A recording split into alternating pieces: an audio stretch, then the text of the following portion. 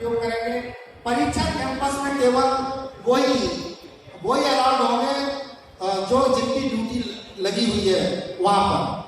अभी मैंने एक उदाहरण दिया था पुलिस भर्ती वाला, जो मैं इंटरनल फ्लैग में मेरी ड्यूटी लगाई गई थी, 3 दस्ते बनाए गए थे।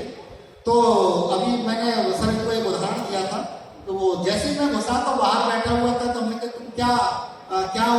मैं साहब आपका ही बच्चा हूँ। अरे हमने कहा तुम ड्यूटी क्या कर रहे हो? कि मैं अतिरिक्त हूँ। अतिरिक्त के बाद फिर हम अंदर चले गए, चलो होगा एक्सटर्नल बनाया गया होगा। हमने सेंटर सुपरिटेंडेंट से पूछा भाई ये बाहर बैठी वो क्या है? वो सर तो रिलीवर है। तो मुझे थोड़ा डाउट हुआ, फिर मैं उनके पास आया तो उन्होंने कहा ये बताओ तुम्हारी ड्यूटी किस है, मुझे रजिस्टर दिखाओ। तो उनकी ड्यूटी लगी नहीं थी, तो वो कह रहे थे कि मेरी रिलीवर में लिख देना, हमने ये घर की पुलिस की भर्ती की परीक्षा है, तमाम फोर्स पड़ी हुई है और उनको बिल्कुल ये डर नहीं था ऐसे लोग की होंगे कि मेरे ऊपर एक्शन हो जाएगा। और वो वहां थे, फिर बोले कि क्लर्क को, फिर पता चलते चलते वो वहां के संस्थापक थे। तो मैनेजमेंट बिल्कुल अलाउड नहीं है। अगर एक मैनेजमेंट के 2 स्कूल हैं और वहां के अगर इल्यूमिनेटर दूसरे मैनेजमेंट में आ गए तो आप पता कर रहे हैं उनको बिल्कुल वहां पर ड्यूटी नहीं लगानी। मानिए एक मैनेजमेंट के 2 स्कूल और पता लगा कि इस वाले स्कूल के उसमें लग गए, उसके इसमें लग गई, वो आपको बिल्कुल ध्यान रखना है। वो भी एक नकल की ही श्रेणी में आता है, वो बिल्कुल अलाउड नहीं होंगे। और सब्जेक्ट टीचर तो बिल्कुल ही अलाउड नहीं होंगे।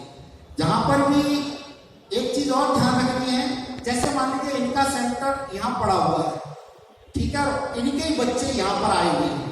अगर इनके बच्चे यहाँ पर आए हुए हैं वो भी अलाउड नहीं है। वो भी अलाउड नहीं है कि वो उसी सेंटर के, तो उनका इंटेंशन ये रहेगा कि हम अपने बच्चों की मदद करें। तो ये बहुत सारी चीजें हैं जो आप लोगों को ध्यान रखनी है। परीक्षा में पारदर्शिता लाने के लिए किस तरीके से हम लेके आएंगे, कैसे हम परीक्षा को अच्छा कराएंगे, संपन्न कराएंगे, या आप लोगों के ऊपर ही निर्भर करता है। अगर आपकी एकदम अंदर से बिल्कुल डिटरमिन हो, एक आपने दृढ़ निश्चय बना लिया है कि हमें एक अच्छा अपना केंद्र चला के दिखाना है और हम ये इस तरीके से काम करेंगे कि जो भी मीडिया के लोग हैं या जो भी है या बाहर हमारा ऐसा कोई मैसेज नहीं जाएगा कि मेरा केंद्र गलत चल रहा है।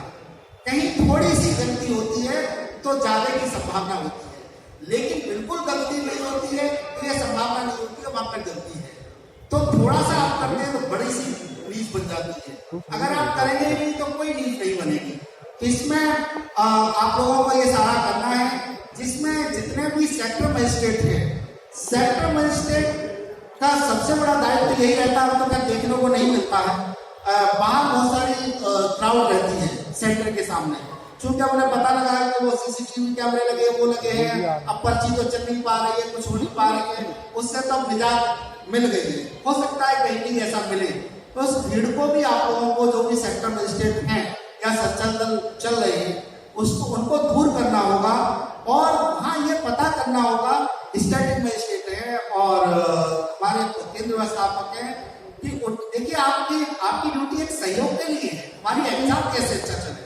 उनसे पूछ नहीं सकते कि आपको किसी तरीके की कोई जब कोई कहेगा साहब मेरे लिए आपने बताया इमीडिएटली नहीं मिल रहा है, साहब ने तो बहुत कहा, तो उनसे पूछ सकते हो कि आपने कोई लेटर लिखा है क्या? लेटर लिखा है तो मुझे दे दीजिए, मैं आपकी मदद करता हूं। तो ये जितना यानी शुरू के 4-5 दिन यानी 22 से लेके अगर आपने 27-28 तक अगर सेक्टर मजिस्ट्रेट अच्छा मूवमेंट कर लिया क्षेत्र के अंदर, तो बाकी की परीक्षा मैं नहीं समझता हूं कोई कठिनाई आएगी। शुरू में अपनी छाप छोड़ना, उनको कंट्रोल करना, ये बहुत जरूरी है।